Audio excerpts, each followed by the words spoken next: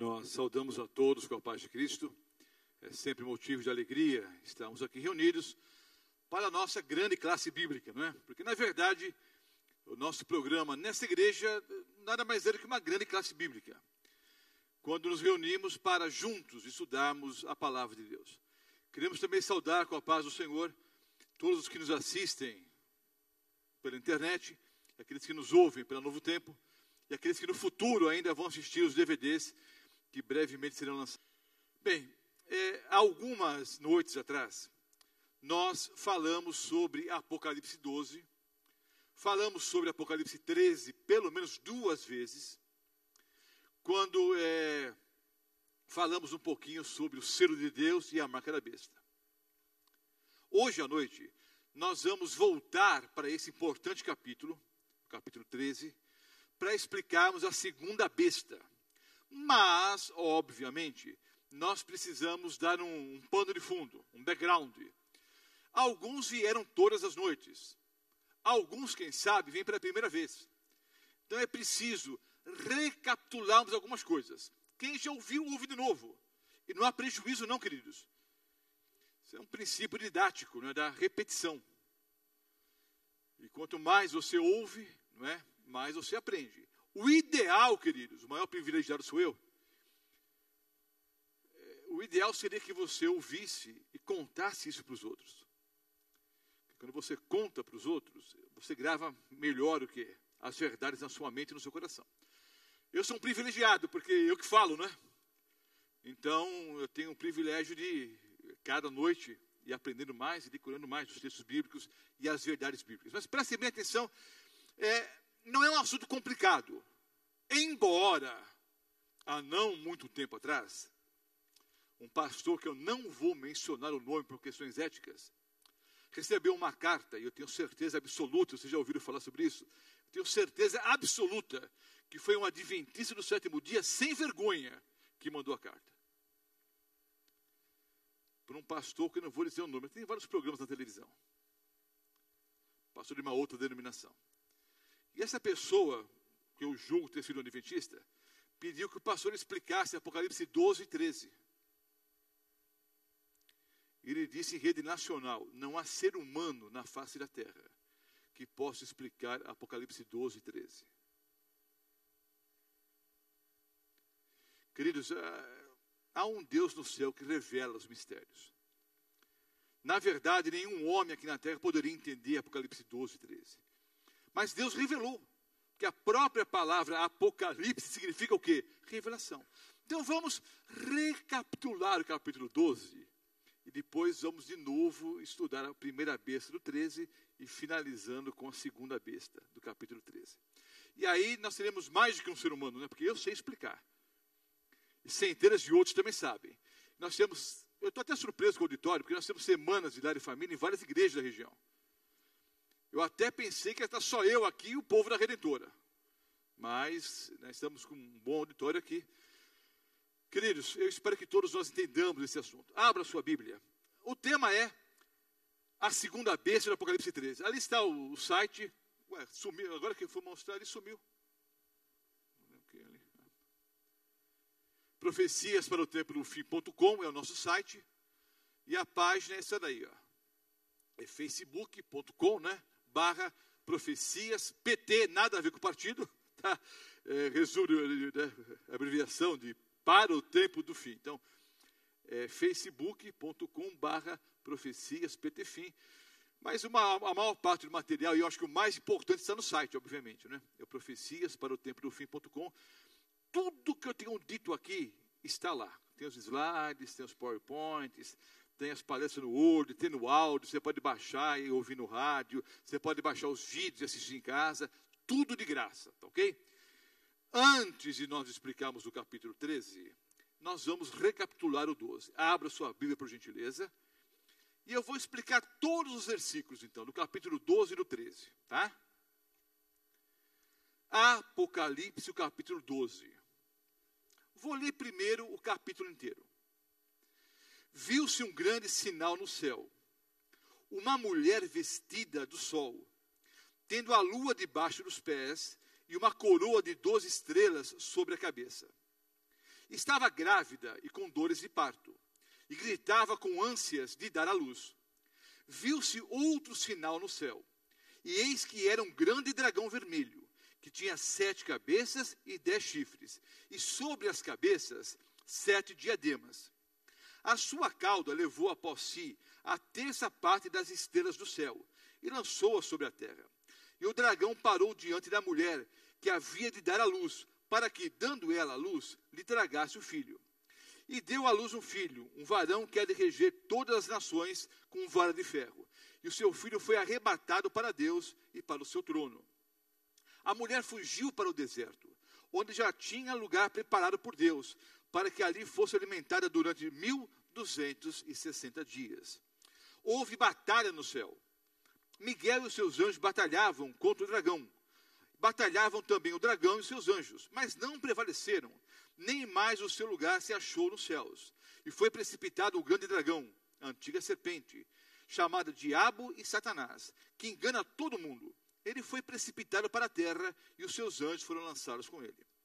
Ouvi uma grande voz do céu que dizia: agora chegada está a salvação, a força, o reino do nosso Deus e o poder do seu Cristo, porque já o acusador de nossos irmãos é derribado, o qual diante do nosso Deus os acusava de dia e de noite.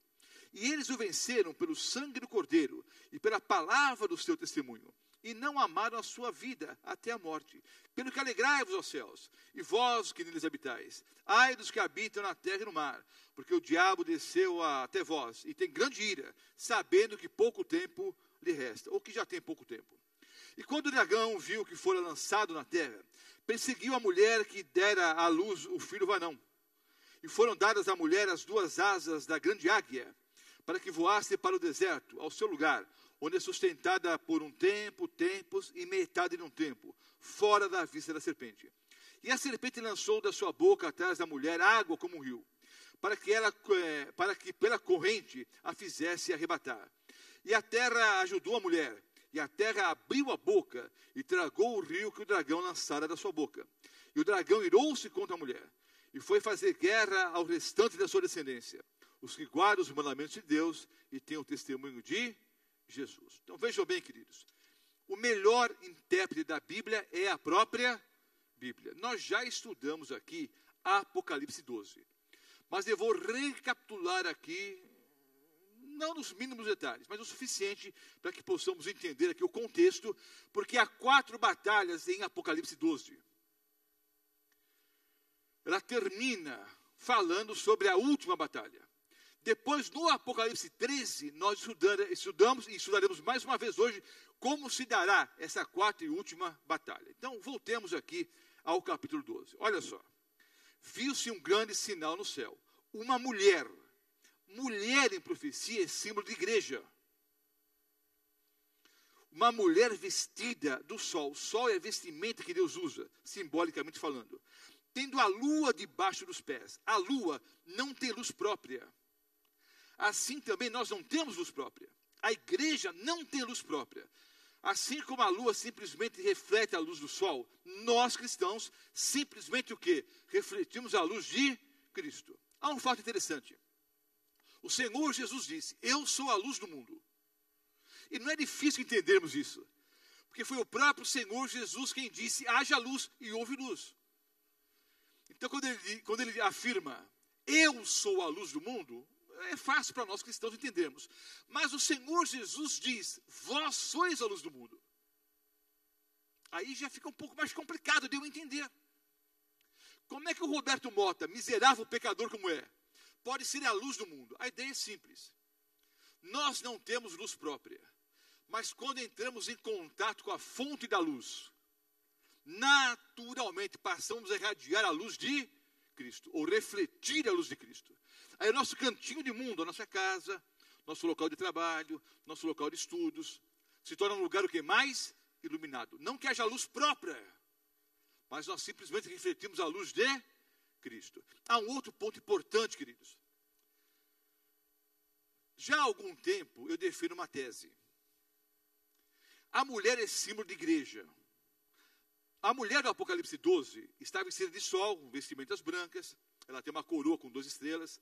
Ela é um símbolo da igreja verdadeira, da igreja pura. ela está em contraste com a mulher do Apocalipse 17, uma prostituta.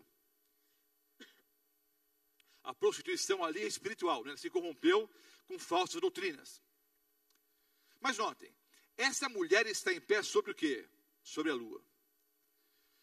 O nosso calendário, o gregoriano, é baseado no ciclo quê? Solar. O judaico é no ciclo quê? Lunisolar. Lua e sol. Há uma tese, queridos, e eu não vou bater o martelo em relação a isso, mas veja-se a lógica. Essa igreja, queridos, a igreja verdadeira, ela está em pé sobre a lua. Não seria isso um símbolo de uma igreja alicerçada sobre as profecias de tempo? Porque o calendário usado nas profecias de tempo não é o solar, é o lunar solar. Será que essa mulher em cima da lua não seria um símbolo de uma igreja que nasce no período correto da profecia bíblica? Uma igreja que nasce em cumprimento da profecia bíblica, que prega as 3 últimas mensagens angélicas, que tem uma mensagem profética e tem uma mensageira profética, para você e eu pensarmos. O fato é o seguinte: a mulher está em pé sobre a lua. Ela tem uma coroa. Coroa é símbolo de realeza. Nós somos o quê? Sacerdócio real. Nação santa, nação eleita. Os cristãos são chamados o quê? De sacerdócio real. Ela tem uma coroa com 12 estrelas. 12 é um símbolo do reino de Deus. Você sabe que os números na Bíblia, eles têm vários números, têm um valor simbólico. O 3, o 6, o 7, o 12.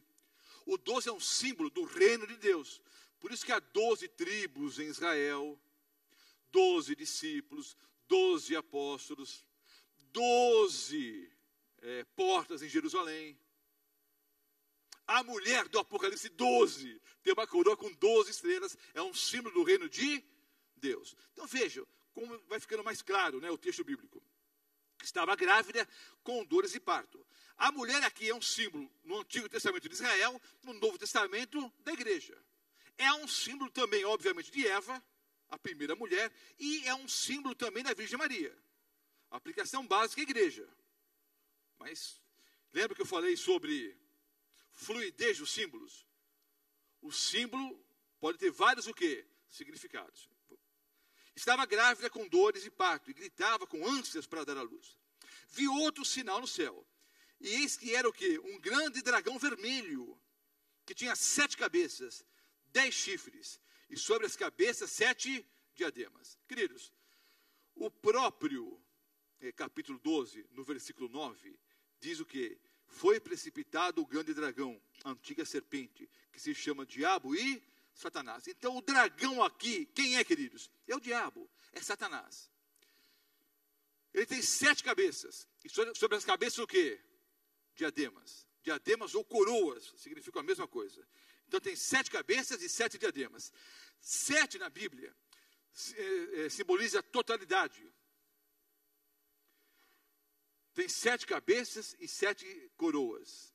Essa é a tentativa do diabo dominar todo o planeta. Essa é a ideia aqui. É a ideia do poder total sobre todo o planeta. Por isso que ele tem 7 cabeças, é um símbolo de totalidade, e 7 coroas, que é um símbolo de poder. Há um contraste claro, queridos, com o Senhor Jesus. Apocalipse 17, vai lá, 17, 19. Apocalipse 19, olha só. Versículos 11 e 12. Vi o céu aberto, e eis um cavalo branco. O que estava sentado sobre ele chama-se Fiel e Verdadeiro, e julga e peleja com justiça. Os seus olhos eram como chama de fogo. Sobre a sua cabeça havia muitos diademas. E tinha um nome escrito que ninguém sabia, senão ele mesmo. Aqui é uma visão do Senhor Jesus. João vê o Senhor Jesus. Sobre a cabeça do Senhor Jesus havia o quê? Várias coroas. Ele não podia nem contar. Então, no Apocalipse 12, há uma contrafação. O diabo tentando se mostrar como comandante de todo o planeta. E o próprio Senhor Jesus chamou de príncipe desse reino, o príncipe desse mundo, não é? Mas o Senhor é o Rei dos Reis, o Senhor dos Senhores. Então, 7 cabeças representam, com as 7 coroas, a tentativa do diabo conquistar todo o planeta. A sua cauda aqui é símbolo de mentira. Os répteis têm a sua força onde? O dragão é um animal mitológico, mas é um réptil. Os répteis têm a força onde, queridos? O jacaré, o alligator, o crocodilo, os lagartos, têm a força onde? Na cauda. A cauda é símbolo da mentira. João 8:44. O diabo é o pai da mentira. Então, com a cauda, com a mentira, ele arrastou a terça parte das estrelas do céu. Estrelas aqui é símbolo do que mesmo, irmãos? De anjos. E lançou sobre a terra. O dragão parou diante da mulher que havia de dar à luz, para que, dando ela a luz, lhe tragasse o filho.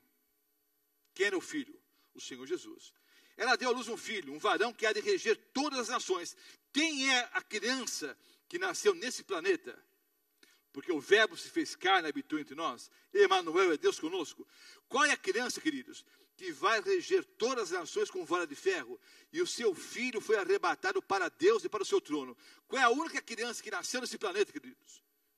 E vai reger todo o universo com vara de ferro. Foi arrebatado para o céu e assentou-se no trono de Deus o Pai. Obviamente, queridos, a criança aqui, o filho varão é quem? O Senhor Jesus Cristo. A mulher fugiu para o deserto. Deserto aqui não é lugar árido, é lugar pouco habitado. Mar em profecia, água em profecia, significa povos, nações, tribos e línguas. Deserto aqui não é um lugar árido, sem água, sem vegetação. Deserto aqui é símbolo do que? De lugar pouco habitado. Vou explicar melhor daqui a pouco. Preparado por Deus para que ali fosse alimentada durante 1260 dias. Já explicamos isso aqui. Um tempo, 2 tempos, metade de um tempo. E houve batalha no céu. Eu paro para explicar agora o seguinte. Vejam bem. Os símbolos estão claros. Sabe quem é a mulher? O que significa a coroa, as estrelas da coroa. Quem é o dragão? A cauda do dragão. O que significa a lua, o que significa o sol. Está tudo claro. Então, note, em Apocalipse 12, há 4 batalhas que são registradas aqui, nos próximos versículos. 4 batalhas. A primeira batalha ocorreu no lugar mais improvável de todos, no céu. Lúcifer, portador de luz, tornou-se Satanás, o enganador. Porque em seu coração ele tentou ser igual a Deus. Abaixo da Santíssima Trindade, Deus o Pai, Deus o Filho, Deus o Espírito Santo, estava Lúcifer. E ele intentou em seu coração ser igual a Deus. Acima, né, das estrelas, eu vou estabelecer o meu reino. Serei semelhante ao Altíssimo. Ele quis ser igual ou superior a Deus. Eu não sei por quanto tempo durou essa controvérsia no céu. 1 ano, 10 anos, 1000 anos, não sei. Mas houve um momento em que não havia mais lugar para Lúcifer no céu. E do céu ele foi expulso. E com ele, 1/3 parte dos anjos. Ao ser expulso do céu, ele acabou nesse planeta com seus anjos. Queridos, já expliquei isso aqui. O Senhor Deus não criou a terra como lixão do universo. Ele criou um lugar o quê? Perfeito. Lembra, Gênesis capítulo 1? Tudo que Deus fez era muito bom. Só que Adão e Eva pecaram. Com o pecado veio a morte, a doença, a dor, o sofrimento. O mundo tornou-se essa porcaria, não porque Deus criou o mundo como lixão do universo. Ele criou um mundo perfeito. Pelas decisões erradas dos nossos primeiros pais, o pecado entrou nesse planeta. Então o diabo brigou com Deus no céu, e do céu ele foi expulso. Aí a briga veio aqui para a terra.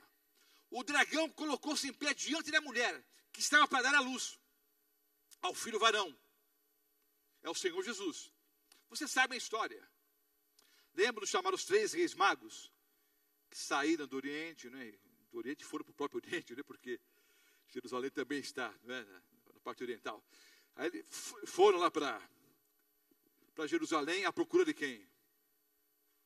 Do rei do universo. Onde está? Porque eles conheciam as profecias. Os 3 reis magos, chamaram os 3 reis magos, né? Aí foram até Herodes, perguntaram onde estava. Não, por aqui não está não. Continue procurando. E quando vocês acharem, vocês venham aqui me avisar onde ele está, para que eu vá também adorá-lo. Herodes conhecia as profecias. Aí ele fez o quê? Desculpe, queridos. Não está fácil, não. Bichinho do ran aqui. O que Deus fez? Mandou um anjo para falar com os pais terrenos do Senhor Jesus. Não é? Olha, vocês vão fugir para o Egito. Antes disso, também mostrou para os reis magos que eles não deveriam voltar para falar com Herodes. O que Herodes fez, queridos? Mandou o quê? Matar todos os meninos de 2 anos para baixo. Atrás dessa grande atrocidade, nós podemos ver o que é a mão do diabo contra o seu inimigo, o Senhor Jesus. Querendo derrotar a Cristo. 33 anos depois, o diabo continuava em atividade, através de Roma pagã. E através de Pôncio Pilatos e das autoridades romanas, levou o Senhor Jesus à morte de cruz. Mas ao final dessa história, queridos, a vitória para você e para mim. Porque o Senhor o quê? Ressuscitou o 3º dia. E hoje está à destra de Deus o Pai, intercedendo por você e por mim. Então notem, irado e frustrado, por quê? Ele apanhou no céu e apanhou aqui na terra. Foi derrotado no céu e foi derrotado aqui na terra. Perdeu 2 vezes. Perdeu no céu e perdeu aqui. Aliás, queridos, essa frase eu já disse. Decorem essa frase. Quem gosta de tuitar, pode tuitar. A frase não é minha, é do Dr. Amir Rodor. O diabo é um colecionador de derrotas. Amém, irmãos? O diabo é um colecionador de derrotas. Ele só apanha. Apanhou no céu e apanhou aqui. Agora, irado e frustrado por não conseguir vencer o seu maior inimigo, o Senhor Jesus, ele vai atacar agora quem o Senhor mais ama, a sua igreja.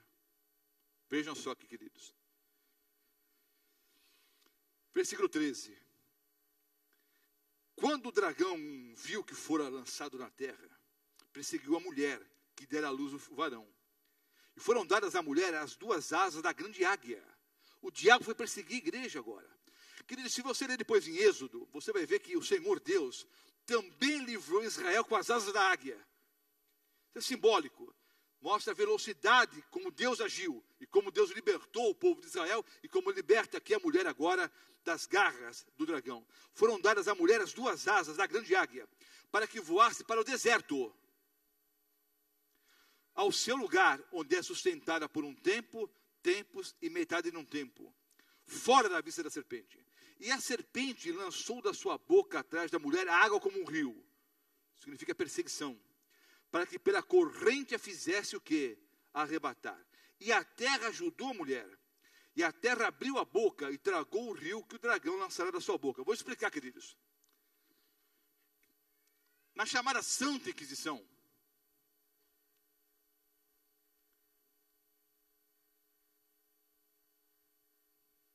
pode pôr em cima, ele está trazendo água para mim. Pode pôr aqui em cima. Não, pode pôr aqui em cima, não vai cair não. Não é água benta não, viu, irmãos? É água mesmo.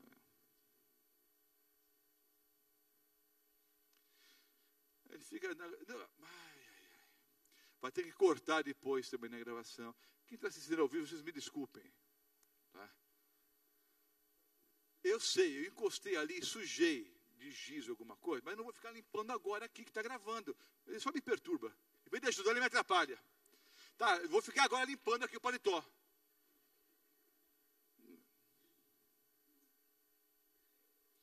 Agora entendo melhor as profecias do Senhor Jesus. Os pobres sempre os tereis convosco. Tem que aguentar. Bom, queridos, não é fácil não. Estou brincando.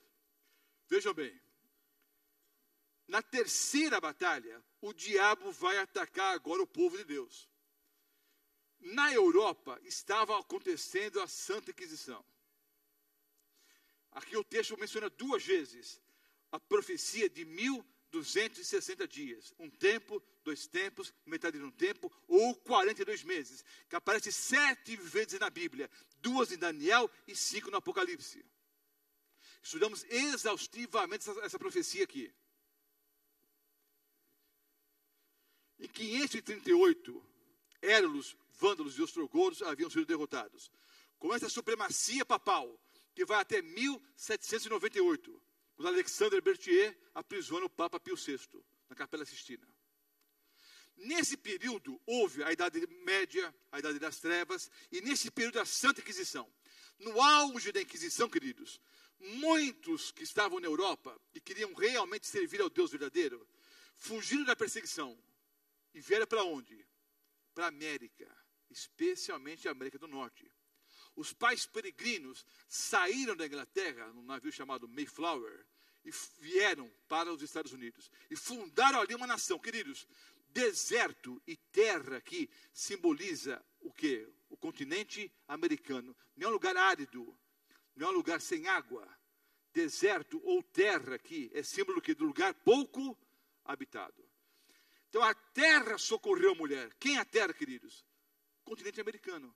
Os pais peregrinos fugiram da Europa, vieram para a América e nos Estados Unidos, no continente americano, norte-americano, eles fundaram uma nação onde deveria haver liberdade religiosa.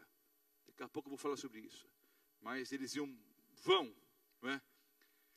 Em cumprimento da profecia, mudar a sua característica. A serpente lançou a sua boca atrás da mulher, água como rio. Mas a terra ajudou a mulher.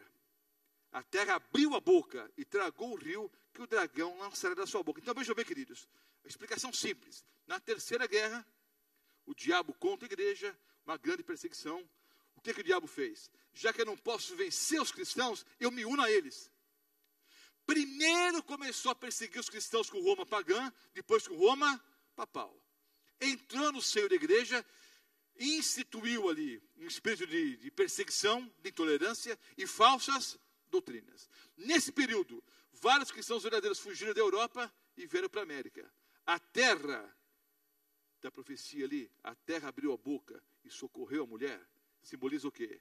O continente americano e os pais peregrinos fugindo da Europa para o continente americano. 17. O dragão irou-se contra a mulher. Foi fazer guerra ao resto da sua semente. Os que guardam os mandamentos de Deus e têm o testemunho de Jesus Cristo. Então vejam bem, queridos. Primeira batalha no céu. Segunda aqui na terra. O diabo contra Jesus no céu apanhou. O diabo contra Jesus na terra apanhou. Agora, na terceira guerra, ele vai atacar os cristãos. Através de Roma pagã, depois Roma papal. O período de 1260 anos, que foi de 538 a 1798, o período começou com quantas igrejas cristãs? Isso é fácil demais. Quantas igrejas existiam, queridos? Uma. O período terminou com quantas? Dezenas ou centenas de igrejas, por causa do movimento da reforma. Começou com uma e terminou com várias. Essas igrejas restauraram várias verdades, mas infelizmente, com o passar do tempo também o quê? Se corromperam. Nos últimos dias, essa é a quarta e última batalha agora. Nos últimos dias, o diabo vai perseguir o quê? O restante da descendência da mulher. Porque a mulher mesmo apostatou. Aliás, eu vou explicar isso no domingo à noite. Vou deixar para domingo à noite, então. A mulher do 17 e a do 12 são a mesma mulher, sim ou não? A do 17 e do 12 é a mesma mulher? Ou são duas mulheres diferentes? Domingo à noite eu explico. O fato é o seguinte, a mulher apostatou. O diabo, no versículo 17 aqui, queridos, ele vai fazer o quê? O dragão irou-se contra a mulher e foi fazer guerra ao resto da sua semente. A mulher apostata, mas ela tem o quê? Uma descendência. Há um remanescente. Quem é esse remanescente da igreja verdadeira? Os que guardam os mandamentos de Deus e têm o testemunho de Jesus. Agora vamos ver como é que vai ser a quarta guerra. Apocalipse 13. O pano de fundo está aqui. Como é que vai ser a quarta guerra? Apocalipse 13. Vamos ler aqui os versículos 1 em diante. A minha tradução está escrito assim, olha. E pus-me sobre a areia do mar. Alguém tem essa tradução? E pus-me sobre a areia do mar. Quem tem? Levante a mão assim, quem tem? É uma má tradução. A melhor tradução é a seguinte: e pôs-se em pé sobre a areia do mar. E pôs-se em pé sobre a areia do mar. Quem tem essa tradução aqui? É a maioria. Porque veja bem, queridos, e pus-me em pé, dá a impressão que João, o apóstolo que está escrevendo, que se colocou em pé. É uma má tradução, queridos. A melhor tradução é pôs-se em pé. Quem se coloca em pé sobre a areia do mar é o dragão. O dragão vai pelejar contra a mulher e agora ele se põe em pé sobre a areia do mar. Vejam só, deixa eu explicar uma coisa aqui. Em algumas Bíblias, essa frase está no versículo 17. No final do 17. Em outras, é o comecinho do 13. Pastor, adulterar a Bíblia? Não. O texto é o mesmo. Só que originalmente a Bíblia não era dividida em capítulos e versículos. Já expliquei isso aqui. Ah, pastor, então não adulteraram nada. Em 1200, a Bíblia foi dividida em capítulos, e 1550, dividida em versículos, para facilitar o estudo. O conteúdo é o mesmo. Nos originais não está capítulo 1, capítulo 2, capítulo 3. Entenderam, queridos? Nos originais, eles eram escritos em rolos, em pergaminhos. Era difícil manusear, até carregar o livro. Cada livro era enorme. Imagina o livro do profeta Isaías, em pergaminho, era enorme. Capítulos e versículos foram acrescentados depois para facilitar o quê? O estudo. Ficou claro, queridos? Nessa divisão, em algumas traduções, essa frase, e pôs-se em pé sobre a areia do mar, está no final do versículo 17, do capítulo 12. Em outras traduções, é o comecinho do capítulo 13, versículo 1. Entenderam? Muda alguma coisa, sim ou não? Não. O que muda é a tradução. Essa tradução, e pôs-se em pé sobre a areia do mar, é a correta. Pus-me em pé é uma má tradução. Não é João que se coloca em pé.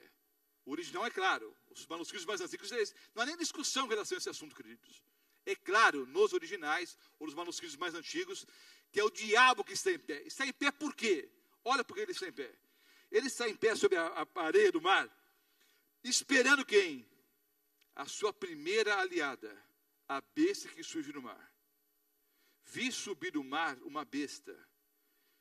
E olha que ele vê o quê? Subindo, não é? Então ele vai relatar como ele vê a besta subindo no mar. Ele vê o quê primeiro? Ele vê as cabeças, né? Depois o chifre, depois ele vai ver o corpo. Veja que no relato é bem claro. Ele está vendo a besta subir e vai contando o que ele vê.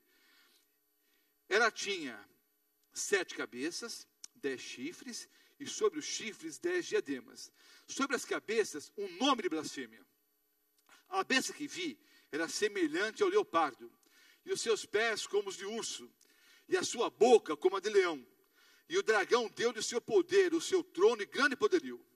Vi uma de suas cabeças como ferida de morte, e a sua ferida mortal foi curada, e toda a terra se maravilhou após a besta. Adoraram o dragão, que deu autoridade à besta, ou deu à besta o seu poder e autoridade, e adoraram a besta, dizendo: quem é semelhante à besta? Quem poderá batalhar contra ela? E foi-lhe dada uma boca para proferir grandes coisas e blasfêmias. E deu-se-lhe poder para continuar por 42 meses.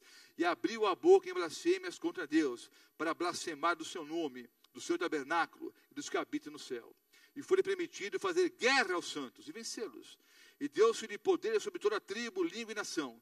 E adoraram-na todos os que habitam sobre a terra, esses cujos nomes não estão escritos no livro da vida do Cordeiro, que foi morto desde a fundação do mundo. Se alguém tem ouvidos, ouça. Se alguém leva para cativeiro vai. Se alguém matar a espada, é necessário que a espada seja morto. Aqui está a paciência e a fé dos santos. Vou ler o 18 também agora. Aqui é sabedoria. Aquele que tem entendimento calcula o número da besta, porque é número de homem, e o seu número é 666. Então vamos lá. Já expliquei isso em detalhes, só vou recapitular. Olha só. A besta que surge em Apocalipse 13, a primeira besta, ela é uma referência clara a Daniel capítulo 7. ao princípio da repetição crescente. Em Daniel capítulo 7, Daniel vê 4 animais diferentes uns dos outros, saindo da onde, queridos? Hein? Do mar. João vê esse animal saindo da onde? Do mar. Os 4 animais, queridos, de Daniel capítulo 7, o primeiro era o leão alado, o segundo era o urso, o terceiro era um leopardo com 4 cabeças e 4 asas, o quarto animal era terrível, espantoso, sobremodo forte, com 10 chifres. O leão simbolizando Babilônia, o urso simbolizando a Medo-Pérsia, o leopardo com 4 cabeças e 4 asas representando o Império Grego Macedônico, e o animal terrível, espantoso, sobremodo forte, representando quem? O Império Romano. Os 10 chifres representando quem? 10 reinos bárbaros que desceram do norte da Europa e destruíram o Império Romano, fragmentando o Império Romano em várias nações, várias tribos. No meio dos 10 chifres subiu uma ponta pequena. Já explicamos aqui, é o papado. Destruiu 3 chifres, os Érulos, os Vândalos e os Ostrogodos. Era um pequeno chifre, mas tornou-se maior e mais robusto que os outros. Daniel capítulo 7, que eu expliquei aqui em 1h30. Está correndo muito? Estou correndo, que estou recapitulando tudo isso aqui. A besta que surge do mar, queridos, é uma clara referência à visão de Daniel capítulo 7. Leia de novo, queridos. Leia aqui. Olha, simples, simples, simples. É fácil. A chave para entender o Apocalipse é o Antigo Testamento. Daniel capítulo 7, as mesmas bestas, olha só. Vi no mar uma besta que tinha 7 cabeças. Queridos, quantas cabeças tinham os animais de Daniel capítulo 7? 7. O leão tinha uma cabeça. O urso, uma cabeça. O leopardo, 4 cabeças. O animal terrível, espantoso, sobremodo forte, uma cabeça. São 7 cabeças. Quantos chifres? 10 chifres. Sobre o quê? A cabeça de quem? Do animal terrível, espantoso, sobremodo forte. A besta que vi, versículo 2, era semelhante ao leopardo, com pés de urso e boca de leão. Os mesmos animais de Daniel capítulo 7. É o princípio da repetição crescente. Então notem, a primeira besta é uma referência clara a Daniel capítulo 7. A primeira besta quem é? Recapitulando, 7 chaves. Expliquei isso aqui em 1h30. 7 chaves para identificarmos a primeira besta de Apocalipse 13. Primeiro, a besta receberia o poder e o trono de Roma pagã. Das cinzas de Roma pagã surgiu quem? Roma papal. Segunda chave, seria um sistema mundial de adoração, que faz a todos, né, os grandes, os pequenos, os servos, os escravos, a todos, os livres, que seja posto que uma marca. Então é um sistema mundial de adoração. Falaria blasfêmias. Blasfêmia é a tentativa da criatura tomar o lugar do Criador. Seria um poder perseguidor. Perseguiria por quanto tempo mesmo? 1260 anos. Reinaria 1260 anos. Receberia uma ferida mortal. E ela seria o quê? Curada. Expliquei aqui em detalhes. Está ali, os 7 versículos bíblicos, onde aparece um tempo, 2 tempos e metade de um tempo. Começa em 538 e termina em 1798. Certinho. 1260 anos de supremacia papal. E o seu número é o quê? 666. Então, veja bem, queridos. Ao falar sobre Roma papal, nós estamos falando sobre o sistema papal. Há muitos católicos sinceros que vão ouvir o alto clamor, sai dela, povo meu, e virão para a verdade. Como há muitas pessoas de outras denominações que também vão entender toda a verdade e virão para a igreja remanescente. Porque que não vieram ainda? Há o tempo certo para todas as coisas.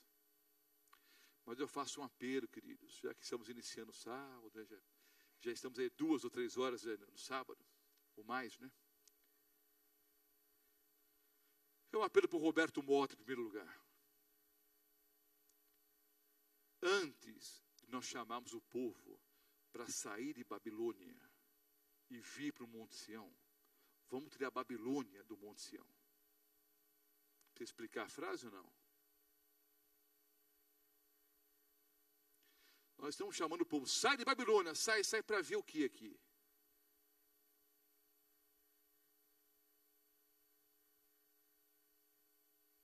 Entenderam? Ou precisa explicar muita coisa? Deus que está segurando um povo fora ainda, porque se vierem agora, vão se decepcionar tanto, queridos, que vão acabar apostatando, aí não fica nem lá nem aqui. Essa frase não é minha, né? Sabe de quem que é essa frase? É de uma autora que vocês conhecem bem.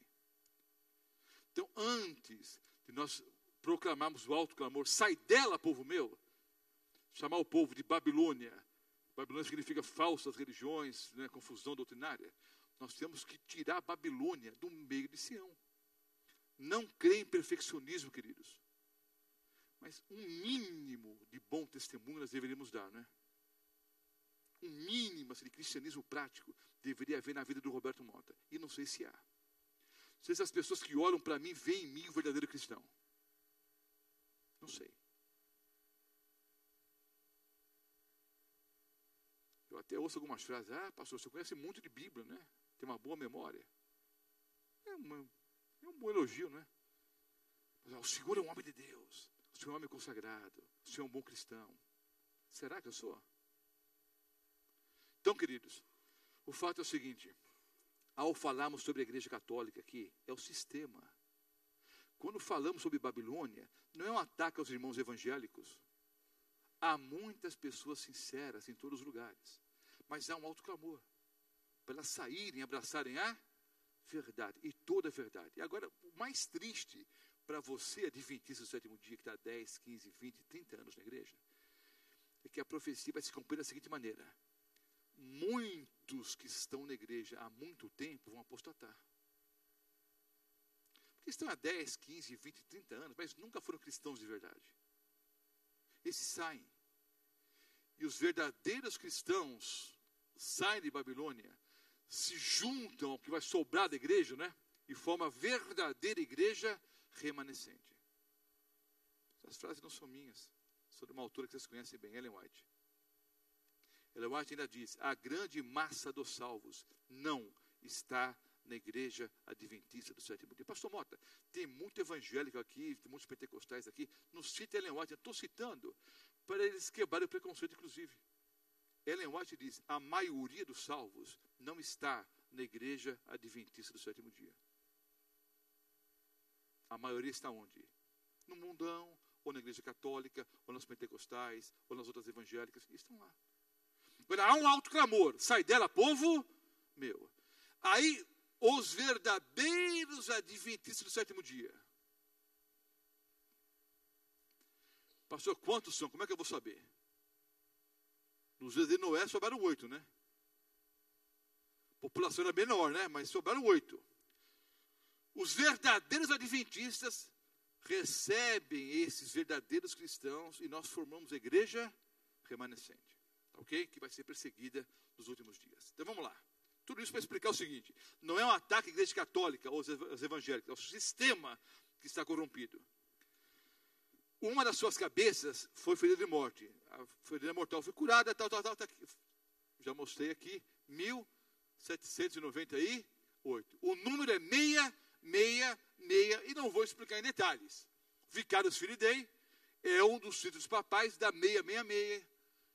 Stur, o deus oculto de Babilônia, da 666.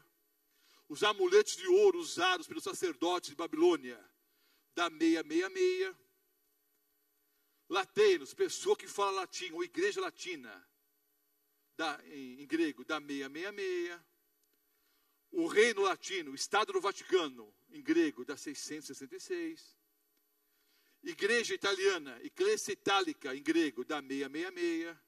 Então, queridos, resumir em 1 hora, né? Mas eu passei o capítulo 12 e metade do 13. A primeira besta do Apocalipse 13 é o sistema católico apostólico romano. A igreja católica apostólica romana é a primeira besta. Agora a segunda besta. Vamos ler aqui. Os versículos 11 até o 17. Prometi que voltaria, voltei. para esse tema. Vi subir da terra. Terra não é um lugar seco, é um lugar pouco habitado. Vamos lá, queridos. Vamos ver se são bons de Bíblia. É fácil. Passou a sexta-feira, estou cansadão. Vamos lá. No Apocalipse 12, quem socorreu a mulher na terceira batalha? A mulher fugiu para onde? Para a terra. No Apocalipse 12, quem é terra? É a América. No Apocalipse 13, a segunda besta, ela surge da terra. Ela surge da onde? Do continente americano. É um lugar pouco habitado a princípio.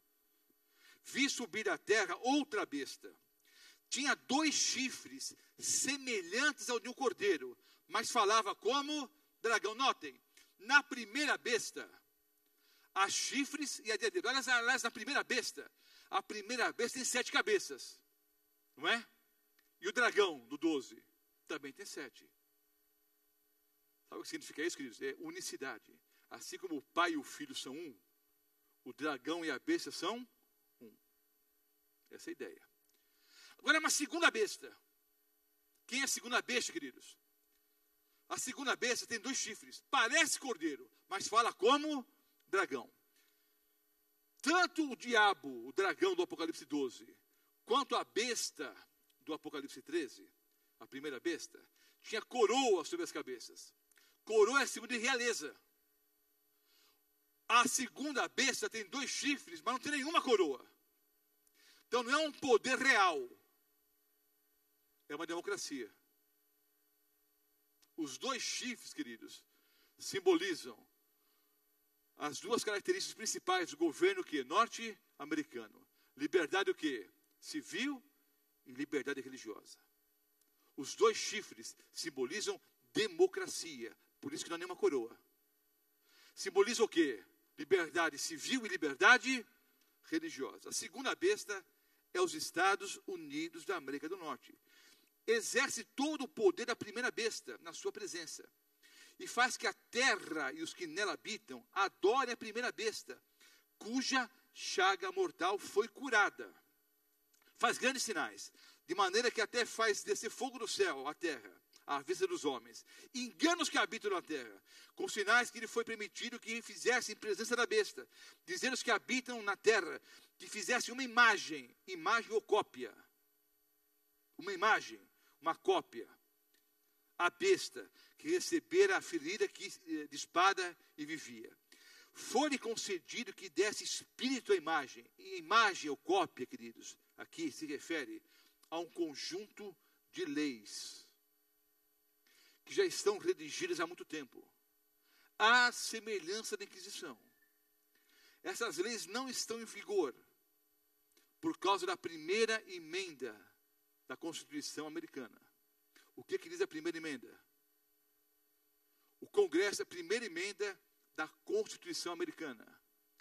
O Congresso não fará nenhuma lei a respeito do estabelecimento de uma religião, ou proibindo o livre exercício dela, ou cerceando a liberdade de expressão ou de imprensa, ou o direito do povo se reunir pacificamente e dirigir petições ao governo para reparação de justiça. Então, veja só, a primeira emenda diz que não pode haver interferência do governo na religião. A primeira emenda da Constituição americana impede ingerência, influência do governo sobre a religião e vice-versa. Há uma separação entre igreja e Estado. O texto diz que a segunda besta parecia cordeiro. Vejam bem, queridos, o governo francês presenteou o governo americano com uma grande estátua. Qual foi mesmo? Estátua da Liberdade. Estados Unidos da América do Norte, os campeões da liberdade.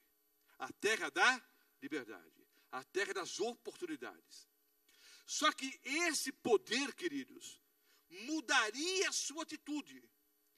Passaria a falar como um dragão. Parecia cordeiro a princípio. Paz, liberdade. Esse poder tornar-se-ia o quê? Um grande poder o quê? Perseguidor. Então notem. A imagem da besta simboliza uma série de leis de caráter político e religioso que entrarão em vigor impondo um dia de guarda. Leis dominicais existem na América, na França, na Alemanha há muitos anos. Especialmente nos Estados Unidos, essas leis não estão em vigor, elas já existem. Elas não estão em vigor porque elas ferem a primeira emenda. Se a primeira emenda da Constituição americana cair, se ela cair, não é preciso redigir um decreto dominical. Quando é que vão escrever a lei dominical? Já está escrita há muito tempo. No século XIX, no século XVIII, já haviam leis dominicais nos Estados Unidos. Elas não estão em vigor hoje. Por quê? Porque elas ferem a primeira emenda. Se a primeira emenda cair, e vai cair no futuro próximo, as leis dominicais já existem. Elas só vão entrar o quê? Em vigor. Então vejam bem, queridos. Essa besta surge, segundo a profecia bíblica, justamente ou mais ou menos na época em que a primeira besta recebe a ferida mortal. Quando foi que a primeira besta recebeu a ferida mortal? 1798. Não é coincidência. Quando surgiu como nação livre os Estados Unidos da América do Norte? 1776. 1776, 4 de julho de 1776 é o dia do quê? Da independência americana. Eles se tornam as 13 colônias estão livres agora da influência o quê? Inglesa. Então, ele surge como um país livre no dia 4 de julho de 1776. Um pouquinho antes da primeira besta sofrer a ferida o quê? Mortal. Só que a ferida mortal seria curada.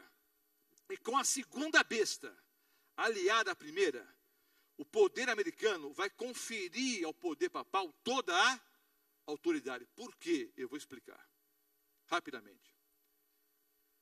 Esse William Rehnquist, ele morreu em 2005. Você morreu em 2005 porque está citando o que ele escreveu. Por um fato interessante. Ele foi juiz da Suprema Corte americana. Foi o juiz que mais tempo trabalhou na Suprema Corte. Um homem muito influente na América. Ele morreu, mas as ideias permanecem. E essas ideias são alicerçadas pelos cristãos fundamentalistas. Eu vou explicar para vocês o que acontece rapidamente. Simples. Nunca houve um poder, um império como o Império Americano. Nunca houve uma nação como os Estados Unidos da América do Norte. Não é propaganda americana, queridos. Eu sou filho de russos, inclusive, tá? Moto é português, mas a minha mãe era russa. Não é propaganda americana. Nunca houve uma nação como os Estados Unidos da América do Norte. Se a Califórnia, que é um estado americano, se a Califórnia fosse um país, seria o segundo país mais rico do mundo. Só perderia para quem? Para o restante dos Estados Unidos. Vou repetir. Se o estado da Califórnia fosse um país, seria o país mais rico do mundo. Ou o segundo mais rico do mundo. Depois dos Estados Unidos. A Califórnia é mais rica do que a Alemanha. Entenderam? Nunca houve um poder como o americano. Nunca houve um exército como o exército americano. Se todas as nações do mundo se reunirem contra o exército americano, vão perder. Não há como vencer a América. A América é um país indestrutível. Mas qual é o medo deles? Outras nações poderosas surgiram e ruíram.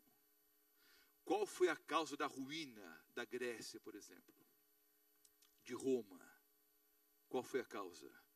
Imoralidade, promiscuidade. O que destruiu o Império Grego, o que destruiu o Império de Babilônia, o que destruiu os Medo-Persas, o que destruiu Roma, foi a imoralidade. Lembram? Quando lá em Daniel, não é? Até estudamos aqui, estava ali o rei, né, neto de Nabucodonosor, né, Belsazar, estava ali na festa, enchendo a cara, havia orgia, sexo à vontade, bebida à vontade, drogas. Trouxeram os utensílios do templo, né, para fazer parte da festa ali, até que Deus escreveu o quê? Mene, mene, tekel, farsim. O Império Grego Macedônico terminou como, queridos? Com Alexandre o Grande o quê? Como é que Alexandre o Grande morreu? Com febre tifoide e bêbado. O que destruiu a Grécia, queridos? A imoralidade, a promiscuidade sexual, especialmente. O que destruiu o Império Romano? A promiscuidade. Qual a preocupação americana? Eles são imbatíveis. Há um problema sério na economia. Mas qual a ideia, queridos? Não pode haver separação entre igreja e Estado. Por quê? Nós precisamos acabar com a AIDS. Para acabar com a AIDS, nós precisamos ensinar os nossos jovens a ter relações sexuais entre marido e mulher, homem e mulher, dentro do vínculo sagrado do matrimônio. Há muita violência. Nós temos que desarmar a América. Há muita traição. Há muito uso de drogas. Então não pode haver separação entre igreja e Estado. Tem que haver uma união. Porque com a união de igreja e Estado, esse é o pensamento de fundamentalistas americanos. Com essa união, nós podemos gerar algumas leis que vão acabar com o aborto, com o sexo livre, com a promiscuidade. Queridos, nós, adventistas do sétimo dia, também apoiamos isso. Nós somos contra o aborto, nós somos contra o uso de drogas, nós somos favoráveis, obviamente, ao sexo dentro do vínculo sagrado do matrimônio entre homem e mulher. Está tudo certo. A ideia é correta. Mas o que está por trás disso, queridos? Eles querem que caia a primeira emenda para que haja união entre igreja e Estado. Só que, historicamente falando, sempre que há união entre igreja e Estado, essa união gera um grande poder, o quê? Perseguidor. Então, notem o que diz esse indivíduo. Ele morreu em 2005. Ele foi juiz da Suprema Corte, não sei por quantos anos, esqueci agora. E foi o presidente da Suprema Corte por muitos anos. E foi o juiz que mais tempo ficou na Suprema Corte. Esse é o pensamento da maioria dos cristãos na América. O muro de separação entre a igreja e o Estado é uma metáfora baseada em um passado ruim. Uma metáfora que se provou inútil para guiar um julgamento. Deveria ser franca e explicitamente o quê? Abandonada. Ou seja, o muro que separa igreja e Estado. Qual que é o muro, irmãos, que separa igreja e Estado? A primeira emenda. Ela tem que ser esquecida e abandonada. Quando isso acontecer, é o ano que vem, é daqui 10 anos ou daqui 50 anos, eu não sei. Quando cair a primeira emenda, haverá união entre igreja e Estado. Uma América falida, financeiramente hoje, né? Quebrada. É um grande poderio ainda porque eles fabricam o dinheiro que eles quiserem, não é? É um país milionário. Mas a economia interna está podre. Vão pedir socorro para o governo americano, para o governo do Vaticano. Haverá uma união entre igreja e Estado. Várias guerras começaram, a maioria delas, por causa do que, queridos? Questões religiosas. Católicos versus protestantes da Irlanda. As velhas guerras entre cristãos e muçulmanos. Entre judeus e muçulmanos. Para que essas guerras? Vamos nos unir a uma única igreja, uma única religião. Sabe, há um único Deus. Sabe, Alá, Buda, Krishna, Jeová, Deus o Pai, são a mesma pessoa. É tudo a mesma coisa. Todo caminho leva para o céu. Todo caminho vai para a vida eterna. Vamos nos unir. É por isso, queridos, eu estava em Guarulhos há pouco tempo atrás. Estava com o pastor Natan e o pastor Cirilo, que é evangelista da Paulistana hoje. Aí eu vi uns batuques dentro da igreja católica. Aí o Cirilo, eu vou ver o que está acontecendo. Eu falei, eu vou não gosto dessas coisas. Eu vou lá ver. Ele entrou. É o culto afrocristão. Todos os elementos da Umbanda, da Macumba, dentro da igreja católica. Os atabaques ali, as mesmas roupas do culto afro, e ali. Há um sincretismo religioso. Há um grande movimento ecumênico. Então, esse grande movimento ecumênico de um lado, não é? Reunindo todos os emocionais, né, com dom de línguas e outras coisas mais. Vamos reunir todo mundo num pacote. Mas os problemas econômicos aqui, vamos nos tornar uma grande nação. Né? Nós somos o mundo, né? Como é que é a música do... Como é que morreu lá, o Tomar hoje, hein? Não, o mais famoso de todos aí. É o Michael Jackson. Né? Nós somos o mundo, vamos estar unidos. É bonito isso. Haverá uma união entre igreja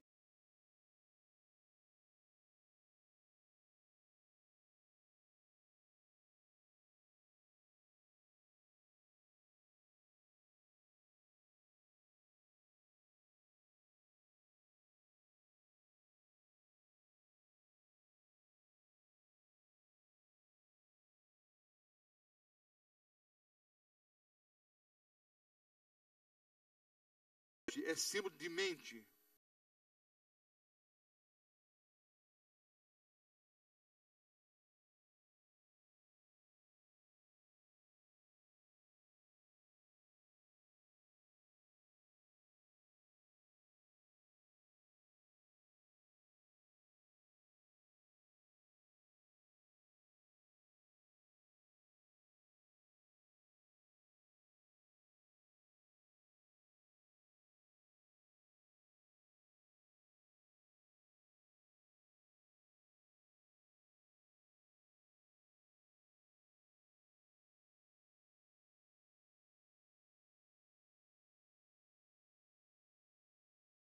E a liberdade de consciência. Então, a marca é colocada na fronte ou sobre as mãos. As mãos é símbolo de trabalho. Alguns assentam mentalmente e colocam em prática a marca da besta. Outros só recebem nas mãos. Ou seja, intelectualmente não aceitam, mas são obrigados a aceitar. São obrigados a colocar em prática. Haverá um pequeno grupo, queridos, que vai receber o que? A marca do Deus vivo. Tudo isso eu já expliquei aqui. O selo de Deus e a marca da besta. Pastor, parece coisa de filme, parece. Mas nem Hollywood, no seu auge, imaginou o que vai acontecer nos próximos dias, queridos. Bom, nem Hollywood, no seu auge, imaginou um atentado como aquele nas duas torres gêmeas, né? O que os camaradas fizeram ali, nem nos piores sonhos americanos, os maiores pesadelos, podiam imaginar o que os terroristas fizeram ali. Queridos, o que está pela frente é algo que nós não podemos nem imaginar. Haverá uma união e uma grande perseguição contra um pequeno grupo que vai permanecer fiel à palavra de Deus. Assim como a Igreja Católica Apostólica Romana perseguiu aqueles que ela achava que eram hereges. Nos últimos dias, isso também vai acontecer. Já mencionei aqui. Eu dirigi uma série de conferências como essa, lá na América. Já dirigi umas 40 e poucas lá. E um dia, a saída, um piloto da Força Aérea Americana, um tenente da Força Aérea Americana, ele me esperava a saída. Ele disse: pastor, eu sou americano, minha esposa é brasileira, ela é adventista, eu não sou. Me convidou para eu vir aqui, assistir a palestra, mas eu não posso aceitar esse tipo de coisa. Quando é que o meu país, a quem eu sirvo, era um militar, eu morreria por esse país. Como é que o senhor abre a Bíblia e diz que os Estados Unidos da América do Norte vai se tornar esse poder perseguidor? Eu não posso enxergar, eu não posso aceitar, eu não acredito nisso. Isso foi há alguns anos. Hoje ele é adventista do sétimo dia, ele foi batizado. Não por mim. Anos depois, ele foi convencido pela pessoa do Espírito Santo e hoje é um fiel adventista. Mas alguns não conseguem enxergar. Mas você, queridos, você que estuda um pouquinho, ele vê um pouquinho de televisão, lê um pouquinho de jornais. Queridos, o governo americano mostrou um ônibus totalmente enferrujado no meio do deserto. Mostrou na televisão. Eu estava lá nessa época. Eles disseram: esse é o laboratório químico de Saddam Hussein. Um ônibus caindo aos pedaços no meio do deserto. Foi a prova que eles usaram para convencer os americanos que eles deviam atacar Saddam Hussein. Não havia laboratório químico coisíssima nenhuma, queridos. Recentemente foi feita uma pesquisa na América, se os americanos eram favoráveis ou não à tortura para fins militares, para fins de guerra. Qual foi a resposta da maioria? Sim. toda a violência que ocorre no planeta hoje. Então, queridos, entenda uma coisa. Haverá, sim, um grande poder perseguidor no futuro muito próximo. Mas haverá um pequeno grupo que vai permanecer fiel. Haverá um decreto dominical. E haverá um grupo que tenha o selo do Deus vivo, como nós já explicamos aqui, que vai permanecer fiel, custe o que custar. Eu vou passar um vídeo agora. Cadê o Frank? Segura um pouco aí, Frank. Antes de ele soltar o vídeo, eu vou explicar uma coisa. Alguém vai dizer, pastor Mota, esse vídeo é super antigo, eu já vi, eu sei que você já viu, eu que trouxe o vídeo da América para cá. Então você não vai dizer para mim que o vídeo é velho, que fui eu que trouxe para cá esse vídeo. Eu estava na América quando lançaram o vídeo. Eu peguei o DVD e traduzi e legendei para o português. Só que a tradução original, a legenda original, perdi na Paulista Leste, faz tempo. Tem essa outra legenda aqui que não é a melhor, tem umas frases que estão ruins. Talvez eu, se der na hora do vídeo aqui, talvez eu conserte uma coisa ou outra. Muitos já viram, outros não assistiram. É o resumo do que vai acontecer nos próximos dias. A música chama-se Allegiance. Aliança. Ele diz, I pledge allegiance to the Lamb. Eu juro aliança, eu prometo fidelidade ao Cordeiro. Custe o que custar. Assistam o vídeo e ao final eu farei uma oração por todos nós. A imagem não está muito boa, não. Mas o que interessa é a mensagem. Dad, has it always been this way? Well, even from the beginning, men hated Jesus. Even though he did nothing but love them and teach them and heal them, they nailed him to a cross. They thought they had killed him, but they only set him free to live in the hearts of people like you and me who believe in him. Then came the apostles, and most of them were killed for telling other people about Jesus. But by that time, it was too late. There were hundreds of people who believed in Jesus. So they tortured them and killed them, and they even left their bodies to rot as an example to other people. But the church kept right on growing, watered by the blood of these precious saints. But Dad, did they want to die? No. They didn't want to die. I mean, many of them had children just like you that they had to leave behind. But they were forced to make a choice. They could choose to live this one life here on earth and reject Jesus and be damned. Or they could choose to believe in the words of Jesus and live forever. I think I understand. Here, maybe this will help you understand.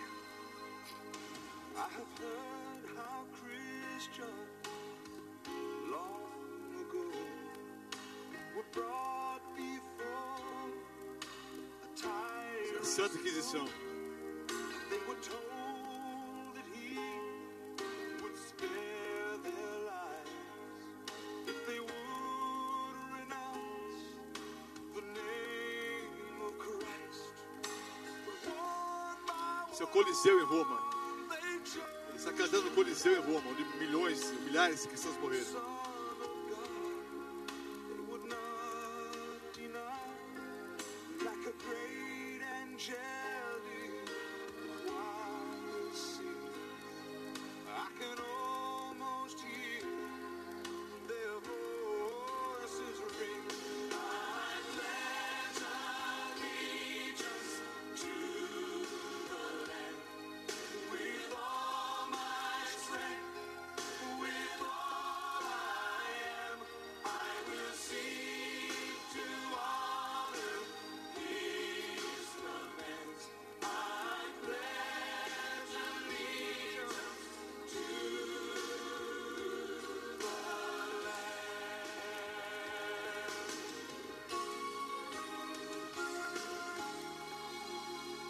Now the years have come and the years have gone, and the cause of Jesus still goes on.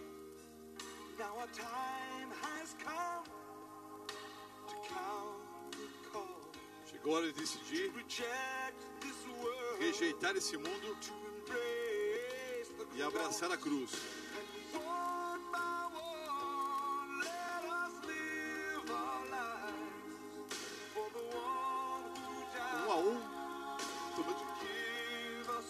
Rejeitemos nossa vida e abracemos aquele que morreu para nos dar a vida. On the final Som das trombetas no último dia. let us proudly stand and boldly say, I pledge allegiance to the land with all my strength, with all I am. I will seek to honor His commands. I pledge allegiance to the land, oh God. Cordeiro de Deus. Who took my place, bore my shame. Assumiu o meu lugar e carregou minha vergonha. I will seek to honor His commands. I pledge allegiance to the land. You've got to remember that it wasn't always this way. I mean, my dad could even pray in school. Of course, they took that away from him, and then it became incorrect for us to believe in the Bible. And after that, they just stripped our right to worship away from us, and we quietly stood by. But son, I hope that you're never put in a position that you have to choose between your faith and your life. But if you are, I know which choice you're going to make. Because I know that Jesus lives inside of you. In the meantime, just pray like I taught you how to. And take care of your mom.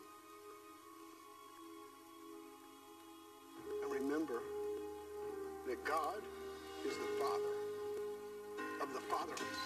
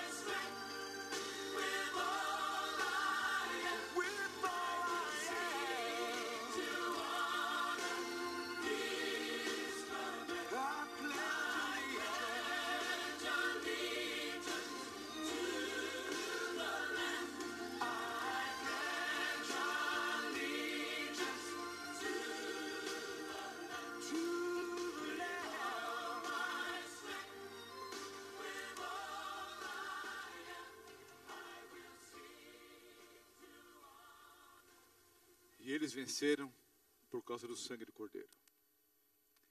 Eu juro fidelidade ao Cordeiro.